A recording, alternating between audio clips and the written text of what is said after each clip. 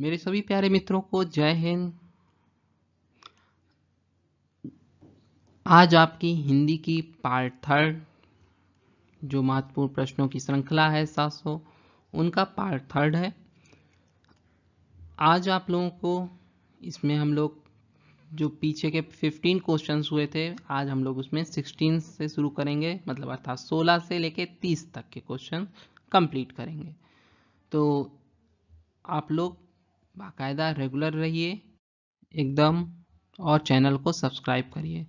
ये जो है batch RO, CTET, UP TET और जितने भी एग्ज़ाम है जिसमें हिंदी इम्पॉर्टेंट है और हिंदी के क्वेश्चंस पूछे जाते हैं, तो उससे लेते हुए उनको ध्यान में रखते हुए ये क्वेश्चंस उन्हीं सबसे क्वेश्चन पेपर से छांट कर निकाले गए हैं।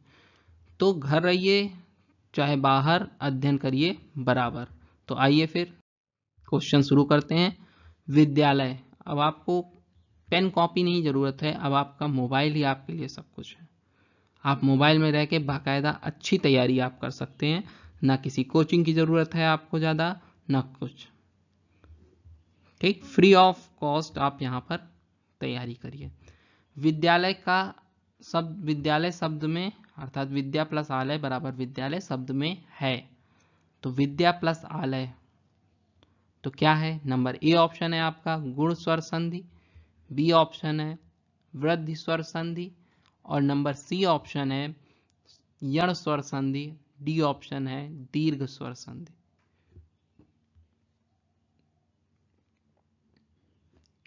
तो यहां पर विद्या प्लस आलय बोल रहा है, तो विद्यालय हो गया। तो विद्या प्लस आलय, तो यहाँ पर किसकी मात्रा लगी है ये हम आपको बहुत अच्छे से ट्रिक के साथ समझाएंगे, ताकि ये बहुत अच्छे से समझ में आ जाए। कभी कभार क्या होता है कि कई जो मेरे मित्र हैं, जो अदर फ्रेंड्स हैं, अदर विद्यार्थी हैं, स्टूडेंट हैं, उनको क्या होता है कि ये संधि में थोड़ा सा कन्फ्यूजन होता है। तो ऐसा समझा दूंगा कि दोबारा आप भूलेंगे नहीं कभी। तो इसकी मैं अलग से वीडियो बनाऊंगा, उसको ज़रूर देख लीजिएगा आप लोग। ठीक, बहुत ही आसान ट्रिक है, बहुत ही आराम से आपको समझ में आएगा, ये मैं आपसे दावा करता हूँ। ठीक है, तो मैं उसकी वीडियो आप लोगों को जल्दी बनाकर दूंगा। तो यहाँ पर कौन सी संधि लगेगी? तो देखिए पहले यहाँ पर क्या है, यहाँ पर बड़ा आ है, ठीक है, और यहाँ पर भी बड़ा आ है, दोनों में बड़ा आ है ना। तो आ, तो यहाँ पर क्या कहेंगे, एक मिनट, सॉरी,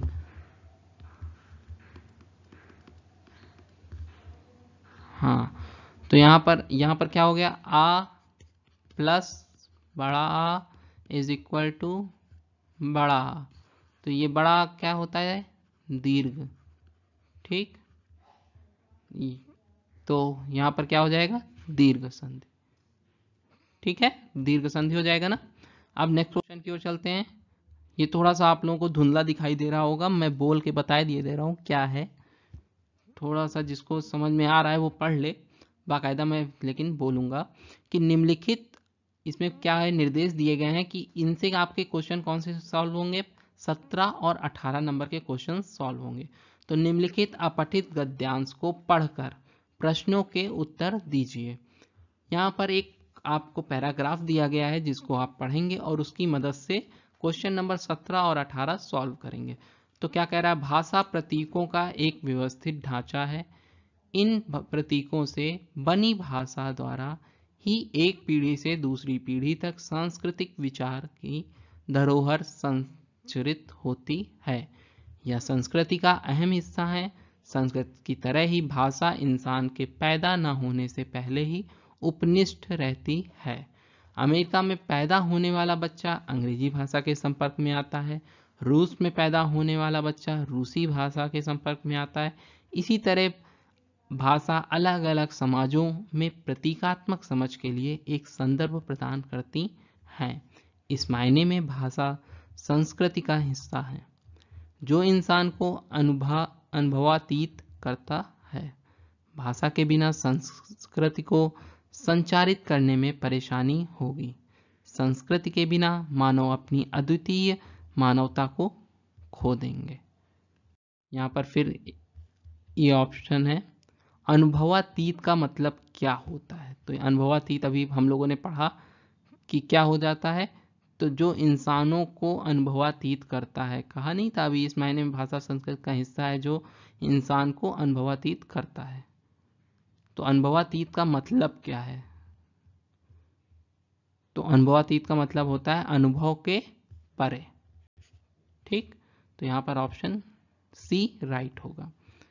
नेक्स्ट क्वेश्चन की ओर चलते हैं। 18 नंबर, कौन सा कथन सही नहीं है? तो यहाँ पर सही नहीं है पूछ रहा है, तो भाषा प्रतीकों का व्यवस्थित ढांचा है, ये सही है। हाँ, क्योंकि पैराग्राफ में अभी हम लोगों ने पढ़ा था सबसे पहली लाइन कि भाषा प्रतीकों का एक व्यवस्थित ढांचा है। फिर भाषा हमारे अनुभव बांटने के काम आती है, ये सही है, ये भी पढ़ा था। फिर उसके बाद भाषा बिना संस्कृति संचारित नहीं हो सकेगी, तो संचारित नहीं हो सकेगी। और डी ऑप्शन है, संप्रेषण के लिए बोली हुई भाषा आवश्यक है। तो यहाँ पे कौन सा ऑप्शन सही है? सही नहीं है, तो ये तो सही हो गया, पहला ऑप्शन आपका क्लियर हो गया कि हाँ ये सही है। फिर उसके बाद दूसरा ऑप्शन देखिए, दूसरा ऑप्शन भाषा हमारे अनुभव बांटने के काम आती है, ये भी सही है आपका। फिर नंबर सी ऑप्शन है, भाषा बिना संस्कृति संचारित नहीं हो सकेगी। और डी है, संप्रेषण के लिए बोली हुई भाषा आवश्यक है, तो संप्रेषण के लिए बोली हुई भाषा आवश्यक है, ये भी सही है। तो क्या गलत है? ये गलत है, अर्थात हमारा जो सी ऑप्शन है वो एकदम सही है कि ये आपका गलत है। ठीक है, यहाँ पर क्या है कि देखिए भाषा के बिना संस्कृति को संचालित करने में परेशानी होगी, नो डाउट, किंतु भाषा बिना संस्कृति संचारित नहीं हो सकेगी, ये सही। ठीक, नेक्स्ट क्वेश्चन की ओर चलते हैं। निम्नांकित में से कौन सा कथन सही है? तो कौन सा कथन सही है? अगर कोई बच्चा गलती कर रहा है तो वह, अब ये जैसे आप लोगों का क्या हो गया, पेडागॉजी हो गई, हिंदी पेडागॉजी। तो निम्नांकित में से कौन सा कथन सही है? अगर कोई बच्चा गलती कर रहा है तो वो क्या है? तो वह भाषा सीख रहा है, ए ऑप्शन। बी ऑप्शन भाषा को भ्रष्ट कर रहा है। सी ऑप्शन भाषा सीख ही नहीं रहा है। या डी ऑप्शन तुरंत रोकने के लायक है। तो देखिए यहाँ पर डी ऑप्शन से शुरुआत करते हैं। देखिए तुरंत रोकने के लायक है, ये तो भाई होगा ही नहीं कि बेचारे को रोक दीजिए। अगर कोई बच्चा गलती कर रहा है तो उससे कह दीजिए नहीं ये नहीं करना है, रुक जाओ रुक जाओ। तो ऐसा नहीं है, जब तक गलती नहीं करेगा तब तक सीखेगा कैसे कौन? और ये भी नहीं हो सकता कि भाषा सीख ही नहीं रहा है, वो गलती कर रहा है, इसका मतलब कि वो कुछ सीख रहा है। सीखने का यही सीधा संबंध है कि अगर कोई गलती ही नहीं कर रहा है तो इसका मतलब वो कुछ नहीं सीख रहा है। अगर साइंटिस्ट, मान लीजिए जैसे कि कोई भी साइंटिस्ट का नाम लीजिए, तो अगर उन्होंने आज तक गलती नहीं की, एडिशन है, एडिशन ने अगर गलती नहीं की होगी तो वो ये नहीं जान पाए कि किन किन चीज़ों से ये चीज़, मेरा प्रयोग सही नहीं हो सकता था। ठीक, उन्होंने ये जाना कि हाँ इन कार्यों से मेरा जो प्रयोग है, जो मैंने प्रयोग किया वो सही नहीं हुए। ठीक, तब जाके एक बल्ब का आविष्कार हुआ। ठीक, तब क्या होता है, अब उन्होंने इतना जान लिया तो इन्होंने क्या कुछ सीखा? बिल्कुल सीखा इन्होंने। और फिर उसके बाद भाषा को भ्रष्ट कर रहा है। क्यों कर रहा है भाई भाषा को भ्रष्ट? ये तो ऐसा बिल्कुल भी नहीं है कि भाषा को ही भ्रष्ट करेगा वो। अरे यार उसको तो कोई ना कोई बताएगा ही ना। तो नंबर ए ऑप्शन आपका सही होगा, वो भाषा सीख रहा है तभी तो वो गलती कर रहा है। फिर आगे नेक्स्ट क्वेश्चन की ओर चलते हैं। 20वां क्वेश्चन क्या कह रहा है? मानव और पशुओं की भाषा सीखने की क्षमता के अध्ययन संबंधी प्रयोग हुए अधिकतर। मानव और पशुओं की भाषा सीखने की क्षमता के अध्ययन संबंधी प्रयोग हुए अधिकतर, किस पर प्रयोग हुए? ये भी पेडागॉजी से संबंधित है। तो इसकी भाषा सीखने के लिए किस पर सबसे ज़्यादा प्रयोग हुए? तो सबसे ज़्यादा प्रयोग चूहे व बिल्लियों पर हुए, चिंपैंजी व वानरों पर हुए, खरगोश व मेमनों पर हुए, कुत्ते और सियारों पर हुए। तो किस पर हुए? तो इसमें आपका ऑप्शन बी हो जाएगा। ठीक, सबसे ज़्यादा प्रयोग किस पे हुए? तो मानव और पशुओं की भाषा सीखने की क्षमता के अध्ययन संबंधी प्रयोग अधिकतर चिंपैंजी और वानरों पर हुए। ठीक, बंदर और चिंपैंजी पर हुए। नेक्स्ट क्वेश्चन की ओर बढ़ते हैं। बच्चे के सीखने की प्रक्रिया में सर्वाधिक महत्वपूर्ण भूमिका होगी। तो सबसे ज़्यादा महत्वपूर्ण भूमिका जब बच्चा सीख रहा है तो उसकी उस प्रक्रिया में लर्निंग वाली जो एक प्रोसेस चल रहा लर्निंग का, उसमें सबसे ज़्यादा इम्पॉर्टेंट रोल कौन प्ले करेगा?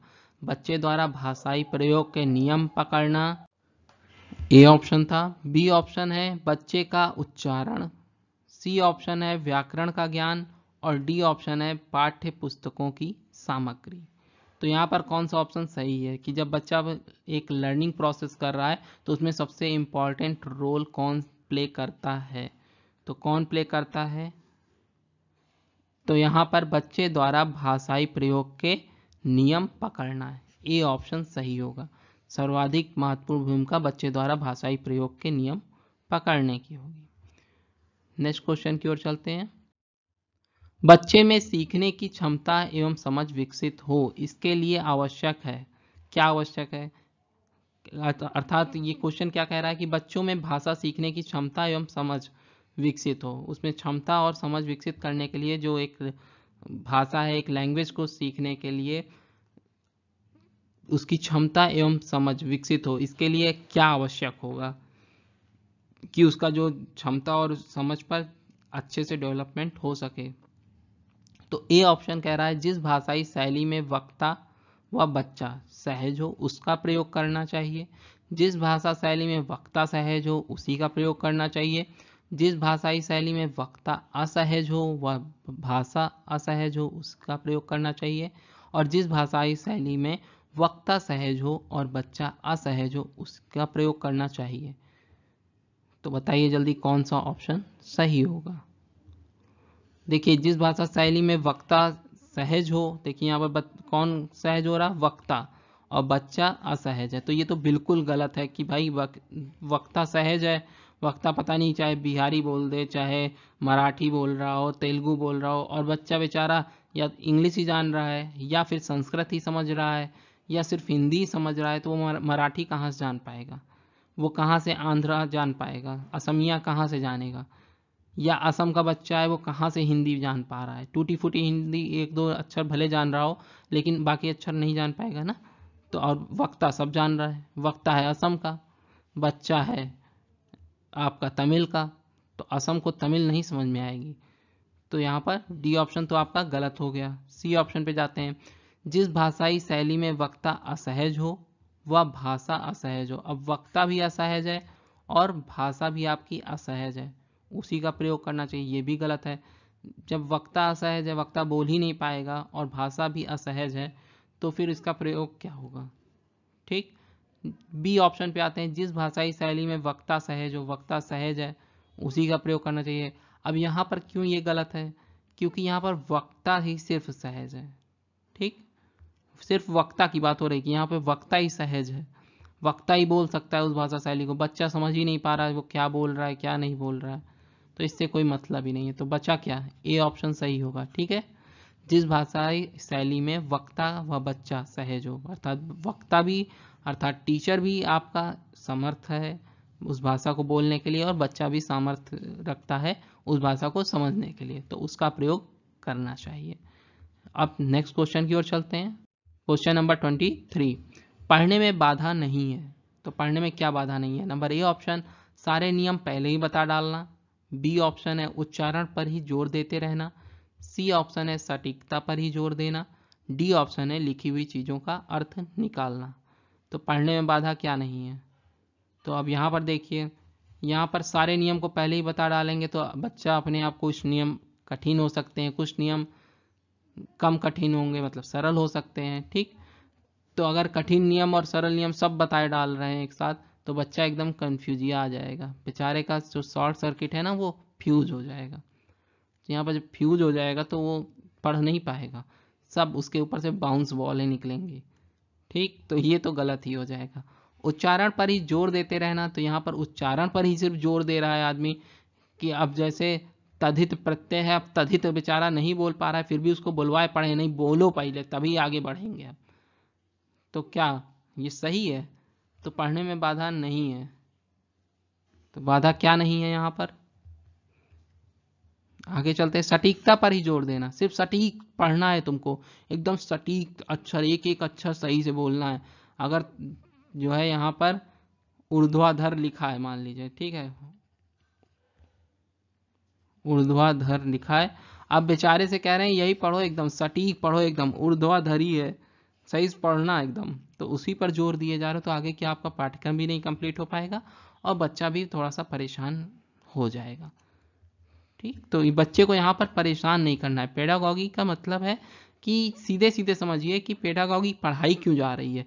पेडागॉगी इसलिए पढ़ाई जाती है, मनोविज्ञान इसलिए पढ़ाया जाता है कि बच्चे को हम कितनी सरल भाषा में अपनी और उसकी दोनों की एक ऐसी भाषा बनाएं जो जिसको वो आसानी से समझ ले और हम आसानी से समझा लें, तो इसलिए पेडागॉगी है। तो पेडागॉगी का मतलब ही जब यही है कि बच्चे को एक आसान भाषा में, एक आसान तरीके से, चाहे वो प्रैक्टिकली करें, प्रायोगिक तौर पे करें या फिर मौखिक तौर पे, उसको लेकिन वो चीज़ समझ में आनी चाहिए, और बिना समझे वो आगे कहाँ से बढ़ पाएगा। तो इस कारण उसका यही सिर्फ मोटो है कि बच्चे का एक शैक्षिक विकास, अर्थात वो एक बौद्धिक और शैक्षिक विकास हो सके एक अच्छे तरीके से, एक अच्छे स्तर पर। तो इस कारण जो है पेडागॉगी पढ़ाई जा रही है टीचरों को, ताकि टीचर ये समझ सके कि बच्चों को पढ़ाना कैसे है। ठीक, तो यहाँ पर कौन सा ऑप्शन हो जाएगा? तो डी ऑप्शन हो जाएगा, लिखी हुई चीज का अर्थ निकालना। ठीक, अब अर्थ कैसे? अब मान लीजिए कहीं पे लिखा है मृतक, अब बच्चा नहीं पढ़ पा रहा है मृतक, ठीक, या फिर वृद्ध लिखा है, ठीक, अब कक्षा 3 या 2 का बच्चा वृद्ध नहीं जानता है वृद्ध क्या होता है, तो उसको मतलब बताइए क्या है उसका मतलब। तो उसका मतलब क्या है? तो भाई उसको बताइए कि बच्चे, जैसे आपके घर में बूढ़ी दादी हैं, बूढ़े दादा होंगे, या और किसी के घर में देखे होंगे, आप अपने मित्र के घर में देखे होंगे, तो बच्चा थोड़ा सा अंडरस्टैंडिंग करेगा। हाँ, अच्छा, जिनके पके पके बाल होते हैं, जिनकी पकी पकी दाढ़ी होती हैं, वो बूढ़े हो गए। तो जब भी वो बूढ़े व्यक्ति को, या फिर उनका चित्र आप उनको दिखाइए कि हाँ इसे बूढ़ा कहते हैं, है ना, या फिर जैसे अब असम का चित्र दिखाना है, उसको पढ़ाना है, तो उसको बताइए ये असम है, चित्र दिखाइए। तो उससे बच्चे के अंदर ज़्यादा अच्छी से सोच डेवलपमेंट होगा, ठीक, और वो अच्छे से समझ पाएगा उस चीज़ को। तो अब नेक्स्ट पे चलते हैं, नेक्स्ट क्वेश्चन पे। 24 नंबर क्वेश्चन है, भाषाई ज्ञान का मूल्यांकन होता है मात्र लिखित परीक्षा के माध्यम से, बी ऑप्शन है मात्र मौखिक परीक्षा के माध्यम से, सी ऑप्शन है लिखित एवं मौखिक दोनों परीक्षाओं के माध्यम से, और डी ऑप्शन है उपयुक्त में से किसी माध्यम से नहीं।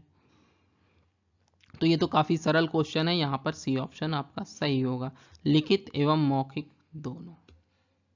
ठीक, नेक्स्ट क्वेश्चन चलते हैं। भाषिक सापेक्षता के संबंध में प्रचलित व्याख्या की दृष्टि से सही नहीं है। तो भाषिक सापेक्षता के संबंध में क्या जो व्याख्या चल रही है, जो प्रचलन में है व्याख्या, तो उसकी दृष्टि से क्या सही नहीं है? नंबर ए ऑप्शन, भाषा का विचारों पर बहुत गहरा प्रभाव पड़ता है। प्रचलित की दृष्टि से सही है बोल रहा है, तो भाषा का विचारों पर बहुत गहरा प्रभाव पड़ता है। भाषा विचारों को प्रभावित नहीं करती है, भाषा कुछ हद तक विचारों को प्रभावित करती है। उपयुक्त में से तीनों सही है। तो ये भी आप जल्दी बताइए, ये भी काफी सरल क्वेश्चन है। तो अब देखिए यहां पर क्या होगा, यहां पर कुछ मेरे मित्रों ने डी ऑप्शन कहा होगा कि नहीं उपयुक्त में से तीनों सही हैं, बट ऐसा नहीं है। ठीक है, ये गलत है डी ऑप्शन। भाषा कुछ हद तक विचारों को प्रभावित करती है और कुछ हद तक नहीं भी करती है। ठीक, भाषा, और दूसरा है भाषा विचारों को प्रभावित ही नहीं करती है, तो ये भी गलत हो गया। करती तो है, कहीं ना कहीं विचारों को प्रभावित करती है। ठीक, लेकिन और तो फिर ये कौन सा क्वेश्चन ऑप्शन सही हो गया? तो ए ऑप्शन आपका सही हो गया, भाषा का विचारों पर बहुत गहरा प्रभाव पड़ता है। जो भाषा हम यूज करते हैं, जो जैसे अब मान लीजिए एक छोटा सा बच्चा है, एक एग्जांपल ले लीजिए, एक छोटा सा बच्चा है चिंकू, अब वो उसके घर में उसके माँ बाप कौन सी लैंग्वेज, मान लीजिए गाली दे रहे हैं एक दूसरे को, लड़ रहे हैं, झगड़ रहे हैं, कुछ अपशब्द बोल रहे हैं, तो चिंटू जो होता है उसके भी मन में यही आएगा कि हाँ ये जो है इस तरह बात कर रहे हैं तो इसका मतलब ये अच्छी भाषा है, वो भी उसको सीख लेगा। क्यों? क्योंकि उसके ऊपर बहुत गहरा प्रभाव पड़ रहा है। उसके जो भाषा का क्या होता है कि पर्यावरण का भी उस पर प्रभाव पड़ता है। तो बच्चे के ऊपर पर्यावरण प्रभाव पड़ रहा है, तो अब उसके घर बाहर सब जगह से प्रभाव पड़ रहा है। क्या हुआ, उसने जो है एक नई भाषा उसने सीखी कि अच्छा ये भी बोला जा सकता है। अब वो गरियाना शुरू कर दिया अपने दोस्त यारों को, या किसी से मिल रहा है तो उसको गाली दे रहा है, तो क्या होगा, आपके घर में बहुत सारी शिकायतें आने लगेंगी, ओरहान आने लगेंगे कि हाँ भैया तुम्हारा तो लड़का है जो दिन भर गरियावे करत है। तो भाई क्यों? क्योंकि उसके परिवार में इस तरह की लैंग्वेज को यूज़ की जा रही है। तो भाषा का विचारों पर बहुत गहरा प्रभाव पड़ता है। कुछ लोग तो ऐसे भाषा करते हैं, देखिए आप देखे होंगे कि हिप्नोटाइज जैसे होते हैं, तो ऐसा मोटिवेशनल वीडियो बनाते हैं कुछ लोग इतनी अच्छी मोटिवेशनल बात करते हैं कि उनको जब सुनिए तो हमारे जैसे अंदर तक, एक अंदरूनी हिस्से तक टच कर जाती है वो बात की, अच्छा ऐसा भी है हाँ। या फिर कोई एक अच्छा सा गाना, एकदम बढ़िया कोई ऐसा गाना जो हमारे लायक हो, मजनू टाइप का, है ना, उस पे बढ़िया एक गाना चल रहा हो कि दिल मेरा तोड़ दिया, या फिर बेवफा, इस तरह के गाने अगर चल रहे हो तो उसमें क्या होगा, हमारे ऊपर बहुत गहरा प्रभाव पड़ेगा। सिर्फ क्या है, भाषा है वो, लेकिन प्रभाव हमारे ऊपर पड़ेगा। तो चलिए फिर नेक्स्ट क्वेश्चन में बहुत सारा इसमें पीएचडी कर डालें हम लोग। नेक्स्ट क्वेश्चन की ओर 26 क्वेश्चन, 26 नंबर, निम्नांकित में से कौन सा सिद्धांत भाषा के उद्भव और विकास से संबंधित है? तो निम्नांकित में से कौन सा सिद्धांत भाषा के उद्भव और विकास से संबंधित है? तो उद्भव और विकास से कौन सा सिद्धांत संबंधित है, देखिए ए ऑप्शन है बिग बैंग सिद्धांत, बी ऑप्शन है डिग डोंग सिद्धांत, सी ऑप्शन है बिली बैली सिद्धांत, या डी ऑप्शन है डिली डैली सिद्धांत। तो यहाँ पर कौन सा सिद्धांत होगा? तो देखिए सबसे पहले ये ध्यान दीजिए कि बिग बैंग कौन सा सिद्धांत है। तो बिग बैंग सिद्धांत वो सिद्धांत है जिसमें ब्रह्मांड की उत्पत्ति का सिद्धांत है, ठीक है, ब्रह्मांड की उत्पत्ति, ठीक है, ये इसमें ब्रह्मांड की उत्पत्ति के बारे में बताया गया, तो ये बिग बैंग सिद्धांत था। तो ये तो होगा नहीं, तो भाषा बिली बैली सिद्धांत है नहीं, डिली डैली सिद्धांत ये भी नहीं होगा, तो क्या होगा, डिंग डोंग सिद्धांत। तो डिंग डोंग क्या है, वो जो एक गाना सुने होंगे, डिंग डोंग डिंग 1 2 का 4 4 2 का 1, इस तरह करके है ना, अरे वो हैं, मुझे याद नहीं आ रहा नाम, बहुत अच्छी अभिनेत्री का रोल प्ले की थी। तो क्या है कि ये डिंग डोंग जो है ये गाना उसी बनाया गया क्योंकि ये एक्चुअली में डिंग डोंग जो सिद्धांत है आपका, वो मानव की प्रथम भाषा जो इशारों की भाषा थी, जिसे मनोविज्ञान में देह भाषा कहा जाता था। ठीक, जैसे हाथ हिलाना, हाथ से जैसे हम लोग थम्स अप का या ऑल द बेस्ट में अंगूठा दिखाकर बताते हैं ना, तो वो जो है इशारों की भाषा है, बॉडी लैंग्वेज है। या जैसे कोई चीज़ नहीं पसंद होती है या गुस्सा आ रहा है तो आंखों से प्रदर्शित कर रहे हैं, या हाथ से दिखा रहे हैं कि झापड़ मार देंगे, है ना, तो इस तरह, या फिर और भी कोई कई चीज़ें हैं। तो खुश हो रहे हैं तो मुस्कुरा रहे हैं, ये सब क्या हो गया, हमारी बॉडी लैंग्वेज है। उसके बाद उसने गुर्राहट जैसे स्वरों का प्रयोग करना शुरू किया और धीरे धीरे वह मौखिक भाषा का प्रयोग करने लगा। इसी भाषा की उत्पत्ति का डिंग डोंग सिद्धांत कहते हैं। तो इसी भाषा की उत्पत्ति को क्या कहते हैं, डिंग डोंग सिद्धांत कहते हैं। तो ये सिद्धांत सही है।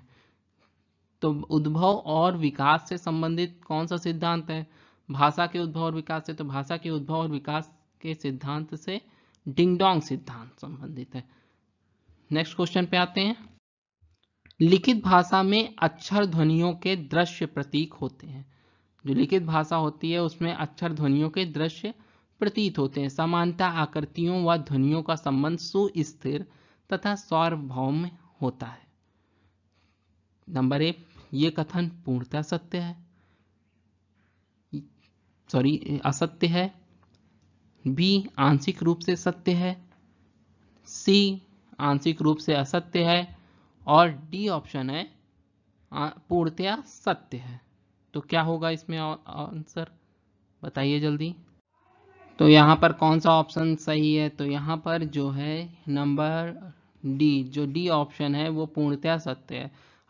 तो यहाँ पर क्या है कि लिखित भाषा में अक्षर ध्वनियों के दृश्य प्रतीत होते हैं। समानतः ध्वनियों, आकृतियों व ध्वनियों का संबंध सुस्थिर तथा सार्वभौम होता है। ये कथन पूर्णतया सही है। चलते हैं नेक्स्ट क्वेश्चन की ओर, देखते हैं क्या कह रहा है। तो नेक्स्ट क्वेश्चन क्या कह रहा है? क्वेश्चन नंबर 28 कह रहा है इंसान और जानवर की भाषा में फर्क है। तो क्या फर्क है इंसान की भाषा और जानवर की भाषा में? तो इन दोनों के बीच में क्या डिफरेंस है? नंबर ए ऑप्शन है ध्वनि का फर्क है। नंबर बी ऑप्शन है सुरों का फर्क है। नंबर सी ऑप्शन है इंसानों की भाषा को सांकेतिक ध्वनि चिन्हों के माध्यम से निर्धारित किया गया है, जबकि जानवरों की भाषा को नहीं। नंबर डी ऑप्शन आपका उपयुक्त में से तीनों सही हैं। क्या होगा? तो यहाँ पर देखिए ध्वनि का फर्क है, सुरों का फर्क है, इंसानों की भाषा को सांकेतिक ध्वनि चिन्हों के माध्यम से निर्धारित किया गया है, जबकि जानवरों की भाषा को नहीं किया गया है। तो ये ज़्यादा अच्छा ऑप्शन है। सब सही तो सब है, लेकिन इसमें से सी ऑप्शन जो इंसानों की भाषा को सांकेतिक ध्वनि चिन्हों के माध्यम से निर्धारित किया गया है, जबकि जानवरों की भाषा में कोई भी सांकेतिक ध्वनि चिन्ह नहीं है। ठीक। 29 क्वेश्चन क्या कह रहा है? बच्चों की भाषाई क्षमता के आकलन का सही तरीका यह नहीं है, या क्या नहीं है? तो बच्चे की भाषाई क्षमता जो लैंग्वेज है वो उसकी क्षमता जो है के आकलन का सही तरीका नहीं है। तो क्या नहीं है? बच्चे का व्यक्तिगत आकलन, बच्चे का सामूहिक आकलन, बच्चे द्वारा स्व आकलन, पेपर पेंसिल आकलन। तो यहाँ पर क्या होगा? तो देखिए यहाँ पर भाषाई क्षमता का आकलन करना है, ठीक है। तो जब भाषाई क्षमता का आकलन करना है तो यहाँ पर पेपर पेंसिल आकलन, ठीक है, सही है भाई। उसको देंगे कुछ लिखने के लिए, वो लिखेगा तो जानेंगे हाँ कि इसके अंदर लिखित भाषाई आकलन कर लेंगे उससे। स्व आकलन, बच्चे द्वारा स्व आकलन, बच्चा खुद अपने आप लिख के देखेगा, फिर उसको मैच करे कॉपी से कि हाँ मैंने सही लिखा है कि नहीं लिखा है, तो उससे उसका आकलन हो जाएगा। नंबर ए ऑप्शन बच्चे का व्यक्तिगत आकलन। तो यहाँ पर क्या सही नहीं है? इसका सही तरीका यह नहीं है। तो कौन सा नहीं है? तो बच्चे का जो व्यक्तिगत आकलन है वो जो है भाषाई क्षमता के आकलन का सही तरीका नहीं है। ठीक। तो ये आपका नंबर ए ऑप्शन आपका सही होगा, बाकी सब सही नहीं होंगे, अर्थात सही होंगे, क्योंकि यहाँ पर क्या दिया है? नहीं है। अगर कहा जाता है तो है में आपका ये तीन सही हो जाते हैं, अर्थात बी, सी और डी, ये सब भाषाई आकलन का सही तरीका है। लास्ट क्वेश्चन क्या कह रहा है? प्राथमिक स्तर के बच्चे भी पढ़ते समय आगे आने वाले शब्दों का अनुमान लगाते चलते हैं। जैसे हम लोग कोई चीज़ पढ़ते हैं या कोई बुक्स पढ़ते हैं, अब पढ़ रहे हैं, या कोई कभी देखा होगा आपने कि कोई गाना जब सुनते रहते हैं तो अचानक से कुछ आगे के वर्डों को हम लोग अपने आप ही जान जाते हैं कि इसके आगे क्या हो सकता है, ठीक है। तो उसका अंदाज़ा लगा लेते हैं कि अच्छा इसके आगे ये शब्द जुड़ सकता है। तो क्या होता है? ए ऑप्शन विद्वान भले ही माने पर यह संभव नहीं है। ठीक। पढ़ने का नियम तो अक्षर और शब्दों से ही चलता है। यह कथन सत्य है, भाषा वैज्ञानिक इसे प्रमाणित कर चुके हैं। प्रयोगों से भाषा नहीं सीखा जाता है, अतः यह कथन असत्य है। तो प्राथमिक स्तर के बच्चे भी पढ़ते समय आगे आने वाले शब्दों का अनुमान लगाते चलते हैं। तो यहाँ पर क्या होगा बताइए? तो यहाँ पर जो है सी ऑप्शन सही होगा। यह कथन बिल्कुल सत्य है, भाषा वैज्ञानिक भी इसे प्रमाणित कर चुके हैं। तो यहाँ पर कौन सा ऑप्शन होगा? C option. तो आज के लिए इतना ही, मिलते हैं नेक्स्ट वीडियो पे नेक्स्ट पार्ट के साथ। अगर आपको वीडियो पसंद आई है तो प्लीज़ लाइक, शेयर और सब्सक्राइब करिए। और किसी भी क्वेरी के लिए आप हमारे अध्ययनलोक@gmail.com, फेसबुक पे फॉलो होइए अध्ययनलोक@gmail.com। और सबसे इम्पॉर्टेंट चीज़, आप हमारे टेलीग्राम से ज़रूर ज्वाइन होइए, क्योंकि टेलीग्राम पे आपको पर डे के क्वेश्चंस की एक श्रृंखला मिलती रहेगी। साथ में वहाँ पर अब क्वेश्चंस भेजे जा रहे हैं, जिससे आपका एक अच्छी तैयारी आप कर सकते हैं। तो आज के लिए इतना ही, मिलते हैं नेक्स्ट वीडियो में। Thank you.